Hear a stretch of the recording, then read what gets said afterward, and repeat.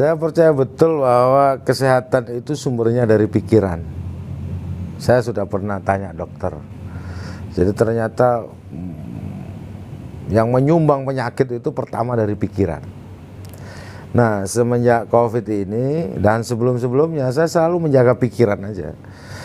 Menjaga pikiran supaya tidak ada pikiran negatif sama orang, dendam, yang pokoknya penyakit aja, penyakit yang membuat pikiran kita terbebani, ya, misalkan konflik di rumah tangga, apa itu nggak ada itu.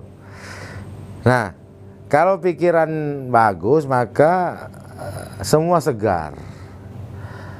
Nah, olahraga saya apa ya? Olahraga pikiran, kayak olahraga catur gitu.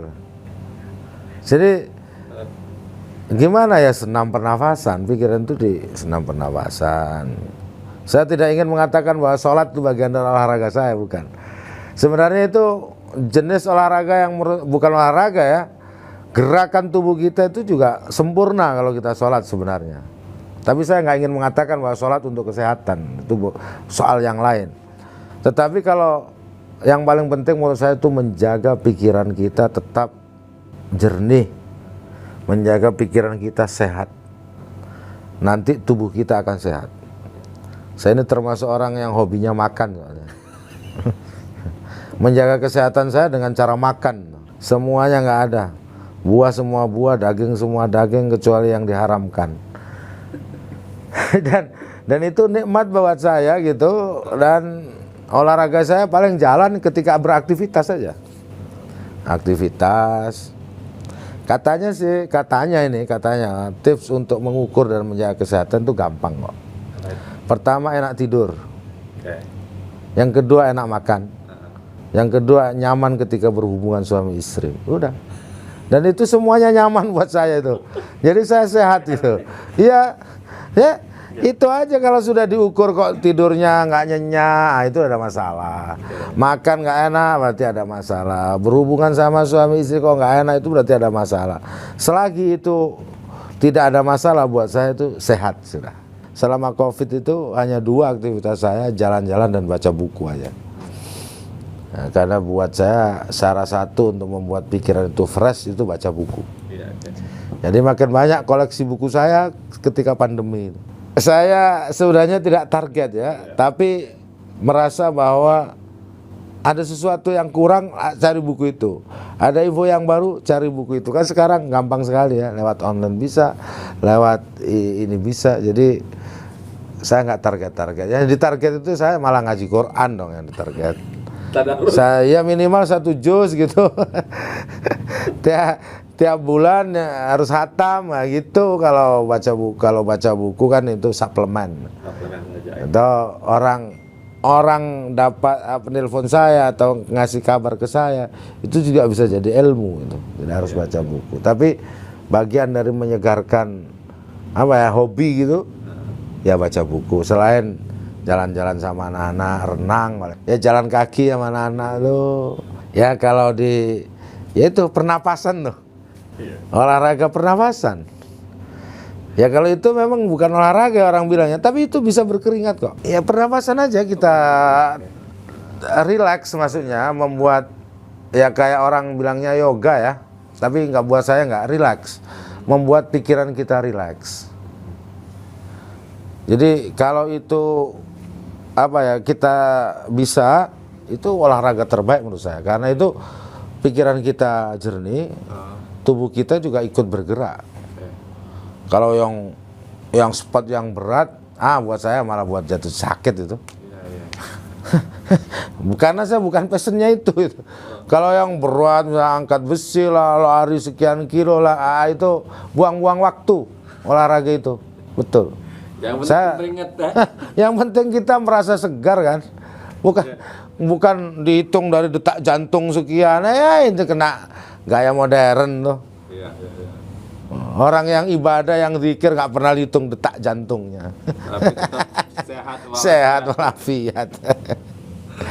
Tadi berenang kan, masa pandemi ini kan agak ribet nih Gus mencari tempat berenang. Nah ini di mana? Ya ada tempat teman situ yang bisa buat renang. saudara, teman saudara yang bisa kita buat renang. Anak-anak di situ ngumpul, makan-makan, ketawa-ketawa. Gitu. Saya percaya betul bahwa ketawa, tersenyum itu juga mengeluarkan energi kok. Jadi olahraga itu bukan berarti yang kelihatan, ya enggak lah. Senyum tiap pagi tuh, itu olahraga paling berat menurut saya itu. Begitu ya. Dibanding jalan kaki, lebih berat tersenyum. Lebih berat tersenyum, karena tidak semua apa yang kita dapat itu bisa membuat kita tersenyum. Kalau jalan kaki mah easy itu. Kucing aja bisa jalan, ayam bisa jalan, tapi tersenyum dia tidak bisa. Harus diubah nih paradigmanya nih dalam berolahraga nih. Ya saya mengubah paradigma itu. Paradigma pertama, gerakkan saraf kecilmu. Tersenyum itu saraf kecil, tertawa itu saraf kecil, menangis itu saraf kecil. Jangan dikira olahraga menangis itu mudah, berat.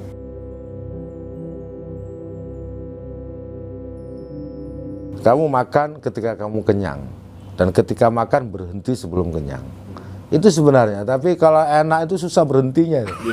Iya, jadi sebenarnya kita nggak boleh berpantang dengan apapun. Makanlah sesuka-sukamu, jangan haramkan sesuatu yang itu halal. Tapi ingat, kamu boleh makan ketika kamu lapar.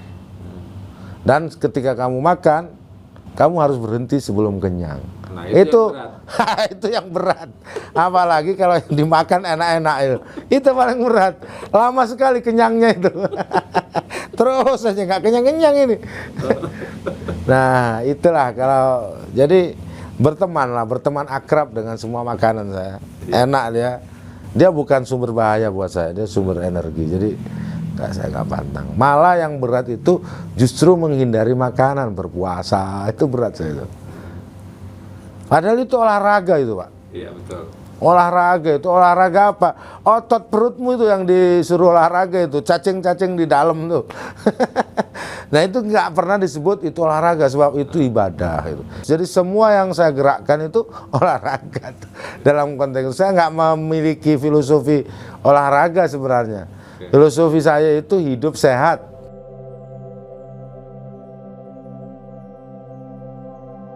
Bahwa hal yang terbaik yang ada dalam dirimu itu bukan badanmu, tetapi jiwanya. Olahragakan jiwamu itu, sehingga kamu kenal betul siapa dirimu, untuk apa dan mau kemana. Kepada anak-anak muda sekarang, karena apa? Terkadang lupa diri. Ketika pegang handphone dia lupa dirinya, pegang makanan lupa dirinya, dia punya kekasih lupa dirinya, dia ingin apa lupa dirinya. Ingat bahwa hal yang penting untuk dijaga di dalam tubuhmu itu adalah ruh, hatimu itu. Nah, anak muda hari ini gitu, karena kita diforsir untuk melihat simbol-simbol material, itu seakan-akan kebahagiaan itu ada di luar dirinya, kesehatan itu ada di luar dirinya, kesenangan itu di luar dirinya, padahal semuanya itu ada dalam dirinya. Kata Imam Ghazali, itu di dalam dirimu ada satu raja yang bertakhta di kerajaanmu itu, dan dia punya pasukan dan panglima. Siapa itu? Hatimu itu rajamu. Jaga itu baik-baik, perbaiki. Buat anak generasi muda, saya pikir di situ. Supaya apa? Hidup sehat, punya orientasi, jelas kita mau menuju kemana. Karena anak muda sekarang sudah tidak lagi bermain dengan hati, tapi bermain dengan HP. Sudah tidak memikirkan hatinya, tapi sudah memikirkan HP-nya.